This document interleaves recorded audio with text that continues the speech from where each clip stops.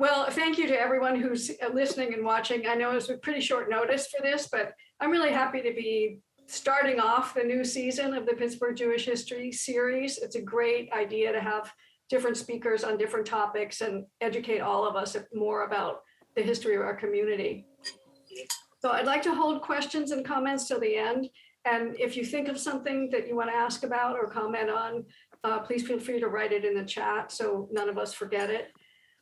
When I was working on preparing this, I used quite a variety of archival sources, and these are always subject to interpretation. So I'd really like to hear your take on the subject also, especially any of you who may be Falk descendants. So I'm going to be talking mainly about the Fannie Adele Falk Memorial, which I see as emblematic of the long relationship between Rodef Shalom and the Falk family.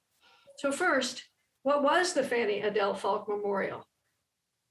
When I first started working at Rodef Shalom 20 years ago, I'd hear scattered references to it. Someone would say, oh, my grandmother went to dancing school there, or it had a swimming pool that still exists covered over somewhere on the temple grounds.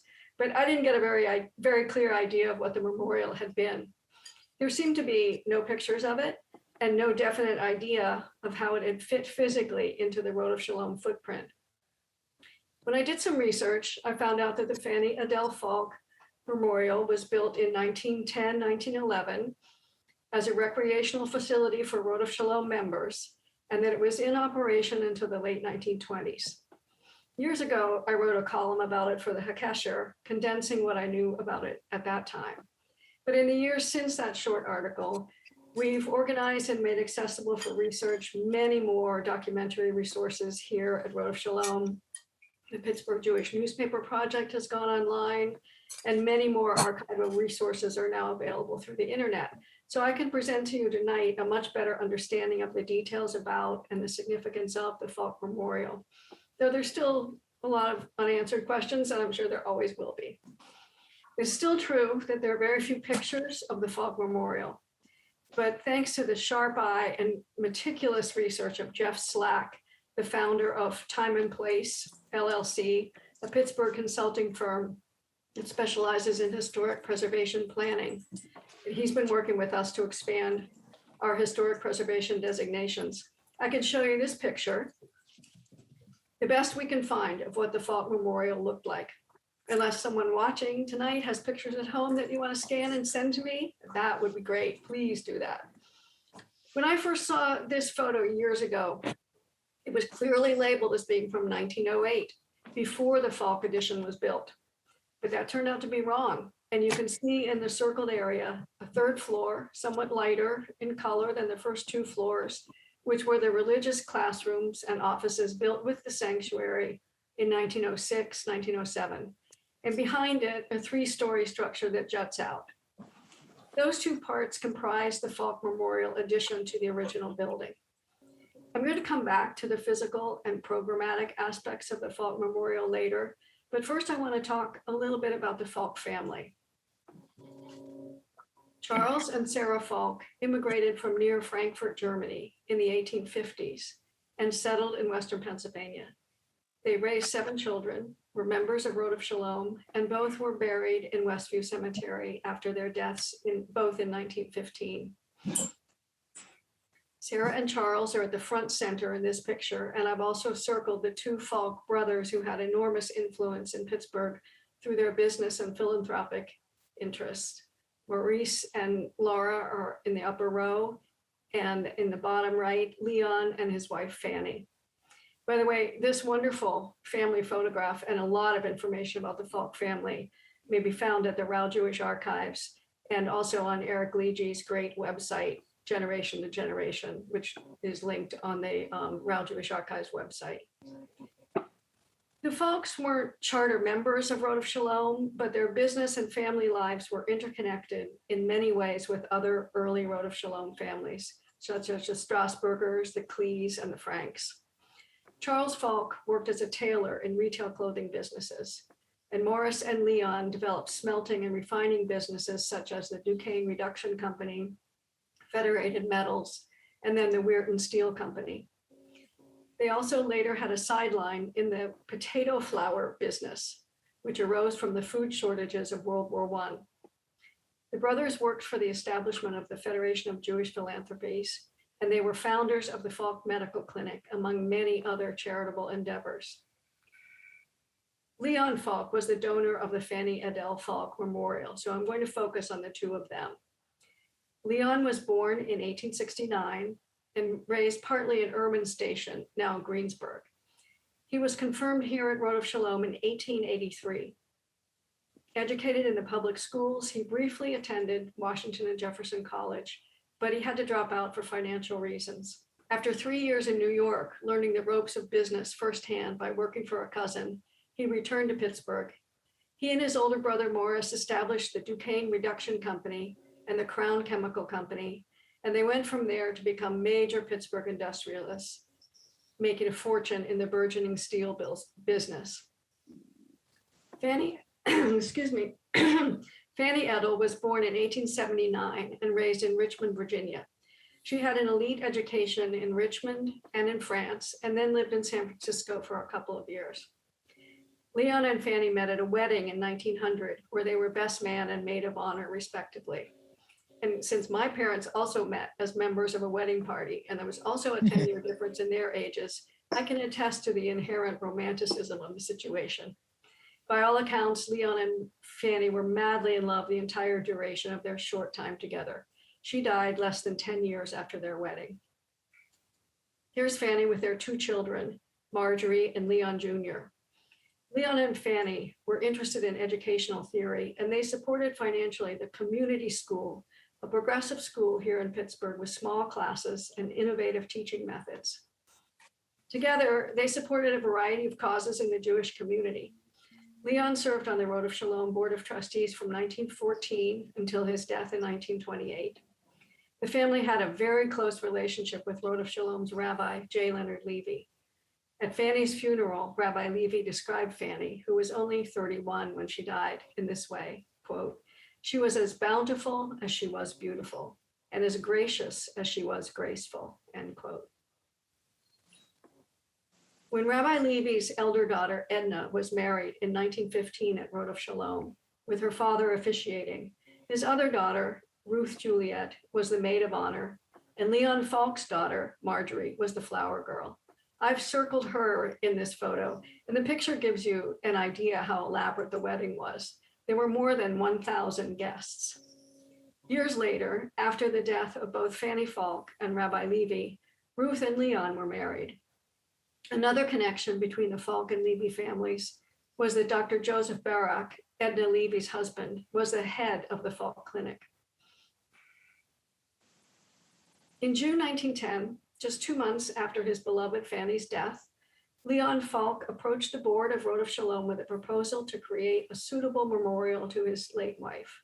What he proposed was an offer much too good to refuse. He would pay for the entire construction and the indefinite maintenance of an annex to the Rodef Shalom building, which itself had been completed only in 1907. And the annex would house facilities for recreational and educational activities for Rodef Shalom congregants, particularly children and young adults. I think he was pretty sure that his offer would be accepted because he had already asked the original architect of the sanctuary, Henry Hornbostel, to draw up a rough sketch. We don't have those preliminary plans, but I just recently discovered in a large roll of miscellaneous oversized items that hadn't been cataloged yet, one original blueprint from the construction. And here's a little part of it showing the plan shows just the basement. It's very fragile with sections torn away, but it shows the placement of the swimming pool and the locker rooms.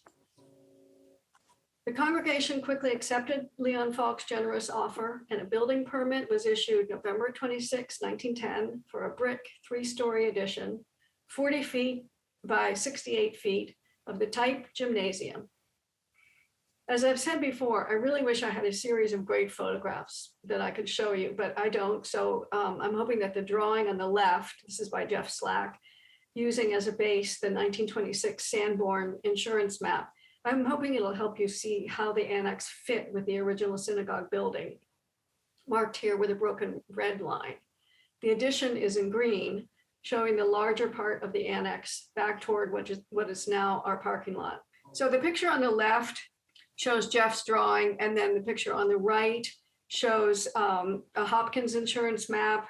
It's a little bit easier to see on this one what the footprint of the building is. It's in pink, as are all the buildings. And as you can see, there are a lot more residential buildings in our immediate vicinity then than there are now. But the addition, this part of the addition contained the swimming pool in the basement, and then a large room for dinners and assemblies on the first floor. And this is where the reception for that huge wedding of Rabbi Levy's daughter was held. So it was a big room. And then on the second floor was the original Falk Library. And the third floor was an apartment for the custodian. And then here in this area, the gym was built on top of the existing classroom area that is along the side of the main sanctuary. The cost of constructing the building came to approximately $65,000. I should have worked out what that is in today's dollars, but I didn't remember to do that. So before I get into the programming and activities of the Fannie Adele Falk Memorial, I want to talk a little bit about the Falk Library, which occupied the second floor of the annex. This part was completed last, not until 1913, almost a year after the formal dedication of the memorial. But it was intended to be, in a way, the spiritual center of the complex. The temple already had a circulating book collection of an impressive size, and within a year, the library was made an adjunct of the Carnegie Library System, with a professional librarian on duty at stated hours. The bookshelves lined the oak-paneled room, which was designed so that it could be used as a small sanctuary for religious services as needed. One newspaper article described this room as, quote, a triumphant illustration of the ingenuity and ability of the brilliant architect Henry Hornbostel, end quote. The furnishings were funded by Jacob Adele, Fanny's father, and books were donated by various members of the Falk family, the extended family. In 5 arches above the paneling, there were murals, copies painted by a Pittsburgh artist, J.W. Flenders, of European artworks, illustrating the themes of slavery and liberty, faith and hope. The Falk Library that we have now is a recreation of this original, with the same paintings and paneling, but in a different location created for it in a later building project. As you enter the room, your eye is drawn across the room to the full-length portrait of Fannie Adele Falk. It was donated by Mr. and Mrs. Morris Falk and painted by Maurice Ingres, not to be mistaken for the much more famous French neoclassical artist, Jean-Auguste Dominique Ingres, and I don't know if the two were related. Maurice Ingres was French, but he was living in Pittsburgh in the early 20th century, and he made this portrait from a photograph after Fanny's death. His most monumental work in Western Pennsylvania was in the Westmoreland County Courthouse, where he painted 15 wall and ceiling murals, which I think are still there, and portraits of 8 judges. Like the photographs we've seen of Fanny, the oil portrait shows a gracious young woman full of life. The formal dedication of the Fannie Adele Falk Memorial took place on May 17, 1912, in a program with prayers, music, and flowery speeches. Leon Falk Jr., who was then only 10 years old, presented the memorial to the congregation on behalf of his father in a very touching speech, expressing his gratitude that his mother was so lovingly remembered, and the wishes of the Falk family that all the congregants make use of the new facilities to increase their health and strength. In Rabbi Levy's stirring remarks, he called Leon Falk his close personal friend and said, quote, and I love him for what he has done for you, but more yet for what he is, and for all that he embodies in the form of a thoughtful and considerate public spirit. He has opened his hand in splendid sacrifice and asks from us no reward other than that we grow strong morally, mentally, and physically by the ministration of that which he has offered as a free gift to this congregation, end quote. The high-level committee supervising the memorial's activities consisted of A.J. Sunstein, W.B. Klee, Barney Dreyfus, a name you all probably recognize as the owner of the Pittsburgh Pirates, Leon and Morris Falk, Rabbi and Mrs. Levy, and Mrs. Aaron Cohen. Teachers and coaches were hired, and Sisterhood was asked to oversee the enforcement of the rules and regulations. Sisterhood's Falk Memorial Committee took its responsibilities seriously, recording monthly the number of people who attended Falk activities and recommending improvements such as better lighting at the entrance to the gym. Even before the memorial was officially opened in February 1912, Sisterhood board minutes show that Mrs. Levy, reporting from Sisterhood to the Falk Committee, was requested to suggest a hairdryer for the ladies. Now, this was no small request that early in the history of electrical appliances, and literally no small request. Here are two very sleek models from the time period. In the April 1920 Sisterhood board minutes, the breakdown of Falk Memorial attendance in March was as follows. Gym, 550 people. Oops. Sorry, I'm just technically not that great, but not ready for that slide yet. So gym, 550 people, swimming, 442, dancing, 400, for a total in that 1 month of 1,392 separate visits of participation in Falk activities. In May 1921, it was reported that the total Falk attendance for the year just ended had been 26,176 people. The spiritual center of the Falk Annex may have been the library, but the physical centers were the gym and the swimming pool. They may have been small by today's standards, 60 by 40 feet for the gym and 60 by 20 feet for the pool, or natatorium, as it was more formally called then. But for the time, these were splendid facilities, and there were few alternatives in the community for youth sports. The 275 steel lockers could be rented for $1 to $5 per year, depending on the age of the renter. Soap and towels could be purchased or brought from home for free, and those were the only charges to participants. All activities were free for participants who had to be members of Rodef Shalom families or students in the religious school. Informally opened in late January 1912, the gym and pool became beehives of activity for Rodef Shalom members of all ages. And because not everything needs an elaborate picture frame, I put together a bulletin board to show you something of the variety of athletic opportunities the Falk Memorial offered to girls and boys, men and women. There were swimming classes for all ages, gym classes, basketball, track, wrestling, fencing, handball, water polo, and canoeing that was off-site on the Allegheny River at Oakmont. Imagine what a novelty it was then for the congregation to have such a range of physical activities available. And I would say especially for girls, and extra especially for girls as small as these. There was no Title IX then, of course, and other opportunities for girls and women's sports were extremely limited.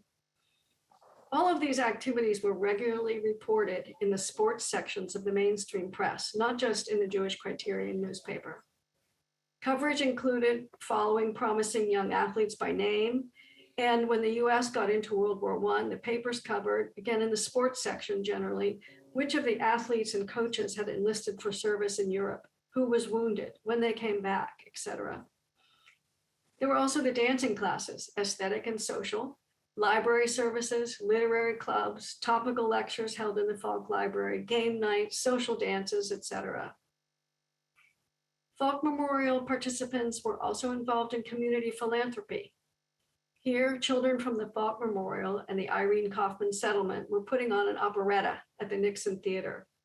The price of admission was one toy. All would be sent to children in Palestine. This was called a toy shower. The magnificent gift of Leon Falk to Rodef Shalom congregation and the tremendous following the Fannie Adele Falk Memorial garnered from before its formal opening in 1912 to well into the 1920s placed Rodef Shalom in the forefront of a movement which peaked in the late 1920s and which has been called the Institutional Synagogue, the Synagogue Center, the Jewish Center, or at first as a put down and later proudly accepted, the Shul with a Pool movement. The germ of the idea began in the late 19th century when Reform congregations in the US, in addition to being locations for religious services and Torah study, opened up in both a physical and an intellectual sense to the idea of non-religious educational and social pursuits specifically for Jews. There was a combination of reasons for this opening. It was part of the Americanization trend, since American Christian churches similarly opened up to new uses during the period of the social gospel movement at the end of the 19th and beginning of the 20th centuries. And two, since Jews were not necessarily welcomed with open arms into the dominant culture's recreational facilities, there was a need for opportunities specifically for Jews in all sorts of educational pursuits, including physical education. At first, it was literary discussion groups, and then sisterhoods and brotherhoods putting on purely social programs such as musical evenings, etc. One of the pioneers in this kind of synagogue expansion was Rabbi Henry Berkowitz, whose name you may know as the founder of the Jewish Chautauqua movement, but he has a Rodef Shalom connection as well. He grew up in Pittsburgh and was confirmed here at Rodef Shalom. His open temple, as he called it, ideas for expanding synagogue functions were generally rejected in the late 19th century as being too radical. But the idea of expansion of synagogue activities, both in terms of programming and in terms of physical plant, was catching on, especially among the American-born or fully Americanized rabbis then being trained at Hebrew Union College. When J. Leonard Levy was the assistant rabbi at Knesset Israel in Philadelphia, head rabbi Joseph Krauskopf was implementing some of these ideas. So perhaps it was Rabbi Levy who suggested the idea to Leon Falk. Did that again. As a fitting memorial tribute to his late wife. We don't know that. And even though, as most of you probably know, I'm a huge fan of Rabbi Levy, I wouldn't want to attribute the idea to him without hard evidence. So I won't say that it was his idea. But at a time when the congregation had not yet been able to pay off the debts from the construction of the sanctuary, Falk's generous donation of the Falk Annex made possible this kind of institutional synagogue expansion for Rodef Shalom. The first Reform congregation to add its own gymnasium was the Temple, or Tifereth Israel, in Cleveland. That was in 1901. The idea really snowballed from there, and recreational complexes like the Falk Annex were built by many of the more affluent Reform congregations in larger cities. After about 1917, Reform Judaism was no longer the leader of the institutional synagogue movement. Mordecai Kaplan, the founder of the Reconstructionist movement, was popularizing the idea of the synagogue center, again, the shul with a pool, and the concept was adopted in the wider Jewish community.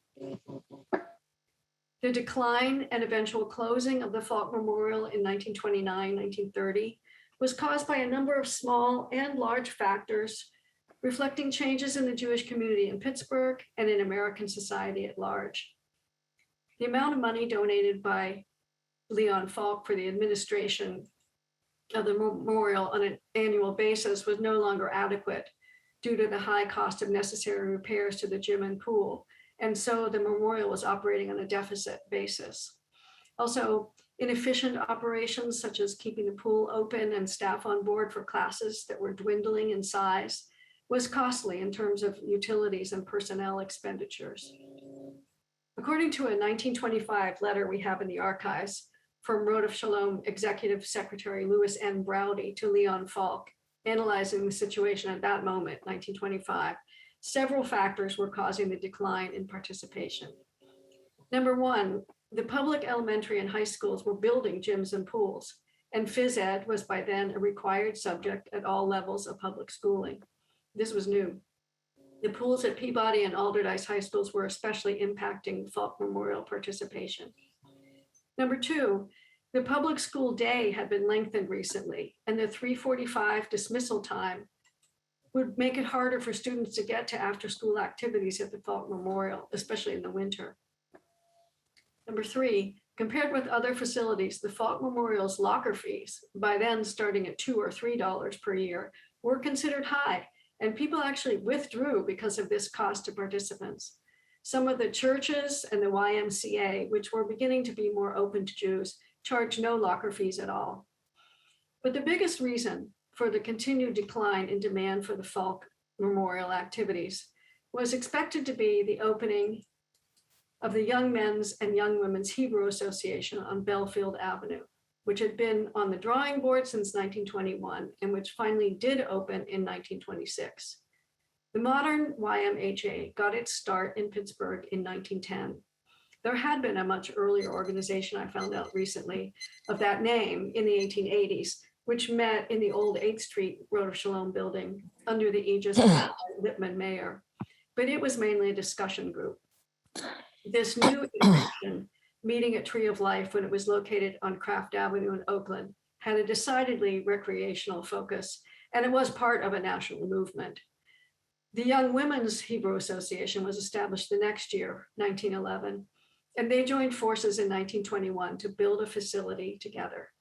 The building, designed by Benno Jansen, was elegant, equipped with the latest in recreational facilities, had a huge auditorium, it was conveniently located, and it was open to everyone in the Jewish community. And this building, of course, still exists. It's part of Pitt now. It's called Bellfield Hall, and it's just a few blocks away from Rodef Shalom. It's significant, I think, that many of the Rodef Shalom members who were the strongest early supporters of the Falk Memorial were on the various committees that shepherded the YM and WHA into existence. And this includes, on one committee or another, at one time or another, both Morris and Leon Falk. To me, this signals a shift away from the shul with a pool concept to a more community-wide approach, more along the lines of today's Jewish Community Center. Leon Falk did not live long enough to make any decisions about the disposition of the Falk Memorial. He died in 1928. The original documentation for the Falk Memorial contained provisions for the foreseeable case that the memorial would no longer be wanted or needed by Rodef Shalom. If that happened, some of the principal that Leon and other members of the Falk family had invested for the Falk Memorial was to be returned to the family for other philanthropic purposes. Leon's children, Leon Jr. and Marjorie, considering an appropriate memorial now for both of their parents, were aware that the recreational needs originally filled by the Falk Memorial at Rodef Shalom were now being serviced by the Y and other facilities community-wide. And their decision took them back to their parents' support for progressive education in Pittsburgh. They partnered with the University of Pittsburgh to found the Fannie Adele Falk Laboratory School, an innovative school with small classes and student-focused teaching methods. This slide shows Marjorie Falk Levy laying the cornerstone for the Falk School in 1931. On the right is the Falk Lab School building on the Pitt campus. It's an old picture, but it's the original building still in use today. And this year we've come full circle with the middle grades of the Falk School conducting classes here at Rodef Shalom, an arrangement forced by the pandemic, but one which has been positive for both parties and which continues on into the 20th century, the beneficial relationship between Rodef Shalom and the Falk family. Thank you.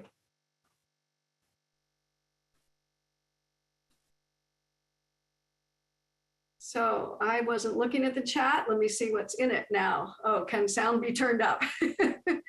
I hope most of you could hear what I was saying. My microphone is up as high as it can go. Yeah. Does anybody have questions?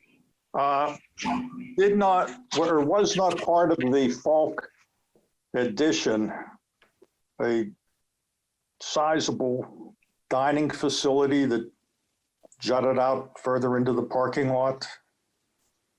As I understand it, the dining room was the big assembly room, which was the first floor over the swimming pool. This part of the swimming pool had nothing above it and was covered with glass. And then the other part of it contained a stack of the first floor was the meeting room, the dining room. And then later, I believe the swimming pool itself was covered over and it was also used as a dining room. But in the original edition, it was the swimming pool in the basement. The first floor was the assembly room and then the Falk Library and then the custodian's apartment. Was there not also a kitchen, not nearly as big as our present kitchen, as part of a then modern kitchen as part of the Falk facility? I think that kitchen was added in 1938 with the religious school wing when a lot of changes were made to the Falk portion, and I think that modern kitchen was added at that time, 1938. I'm not positive, so you and I can look over those plans one more time and see if we can figure it out. It's very hard to figure out exactly the changes from 1907 to 1910 to 1938 when the religious school was built, and then what remained of the Falk annex was either torn down or incorporated in the middle 1950s when Bellfield Hall was built. That's when the Falk Library that we have now was added, and the rest of the building was gone at that time. But it's very confusing, really. I see that Ruth has her, Ruth, did you have a question for us? I just had a question for Martha. Years ago, I went on a teacher tour of Clayton, the Henry Clay Frick's mansion, and they gave us materials. I'm wondering if you've ever seen the early maps of Shadyside and if Rodef Shalom was in those maps. If they were the insurance maps that were done pretty much for every city, in Pittsburgh, we have Sanborn insurance maps and Hopkins insurance maps. They show every building. We're done every decade, I think, and they show the building materials. So that's helpful for insurance companies to know whether a building is built out of brick or stone or wood, because it's different insurance rates. So if it was that kind of a map you were looking at, those are available online through Historic Pittsburgh. Oh, I don't remember if that's the kind of maps that they were, but it was interesting because they had they had names on the property that matched the street names in Shadyside now. So I don't remember if that's the kind of map, but it was interesting. Pink, the map I showed you with the pink buildings, those show the names of the owners of the homes as well. That's what reminded me. Thanks. Yeah. Martha, I have a question in the chat from Joan, which was, I was surprised to see the children joining with children from the settlement house. Were there no class differences or tensions? And that's a really good question. There is almost nothing written down about those tensions, but I'm pretty sure that there were such tensions, but possibly for an occasion like a charity event like that, the cooperation was more significant to both institutions. And I know that for that particular one that I showed you a picture of, the instruction and rehearsal was all done by Mrs. Cartwright, who was the girls' teacher at the Falk Memorial. It didn't mention anything about who was leading the group from the Kaufman settlement. Okay, thank you. And another one from the chat from the Lehmans. Martha, do we know Fannie Falk's cause of death at such an early age? I do not know that. I suppose I could have looked for her death certificate. Most of those are available online now, but I didn't do that. That would probably give us an answer. I mean, it could have been TB at that time period, or, sure, you know, any one of a number of diseases that were prevalent in the community then. I'm sorry, I can't answer it. Yep. I see. Nancy Rosenthal? I noticed on the architectural blueprints, Rodef was spelled R-O-D-E-L-P-H, and there was another place where Rodef was spelled with the P-H. Was it that way originally? Well, it's gone through 3 or 4 different spelling changes. I used to know, I have written down somewhere the dates when the changes were made. Yes, you spotted the Rodef, and that's really, it was never officially spelled that way. It was spelled R-O-D-E-P-H-S-H-O-L-E-M, and then variations of spellings of both Rodef and Shalom. And I just can't remember. I think it was in 1913 that it was changed to the spelling that we have now. And that was because Rabbi Levy, who was quite a scholar, felt that it was more true to the actual etymological source. But I know when I do newspaper research for this time period, I have to remember to spell it Rodeph Sholem, or I won't get any results. So you have to try all the variations sometimes. Thank you. Yeah, thanks for that question, Nancy, because my mother for years, who played bridge at Rodef Shalom, always would say, "Are you going down the Rodef?" And I'd say, "No, mother, that's not how you pronounce it." But now I know where that came from. So thank you. Okay, other questions?